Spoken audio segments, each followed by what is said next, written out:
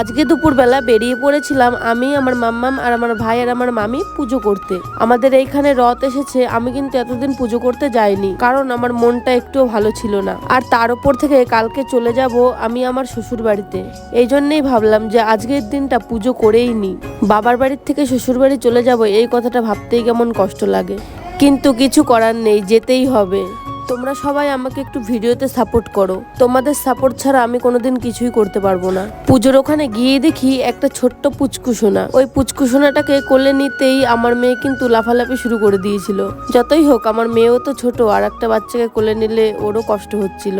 তারপর এই ঘরের থেকে গোপালের ভোগ আনা হলো। তোমরাও ভোগ দর্শন করো, কারণ ভোগ দর্শনেই কিন্তু দুর্ভোগ কাটে। পুজো করার সময় বলার ভাষা নেই। আমার মেয়েটা এমন জ্বালাচ্ছিল, আর বাচ্চা কাচ্চা কেমন জ্বালায় শুধুমাত্র বাচ্চার মারাই বোঝে। বাচ্চার বাবারা কিন্তু কোনো সময় বুঝবে না একটা বাচ্চার মায়ের কত কষ্ট। বাচ্চার বাবারা শুধু ভাবে বাচ্চা নিয়ে হয়তো সারাদিন শুয়েই থাকে। বিকাল হতে না হতেই এমন জোরে বৃষ্টি নামলো, তাই ঠাকুরের স্থানে সবাই মিলে বসে রয়েছি। এ যেন এক আলাদাই শান্তি।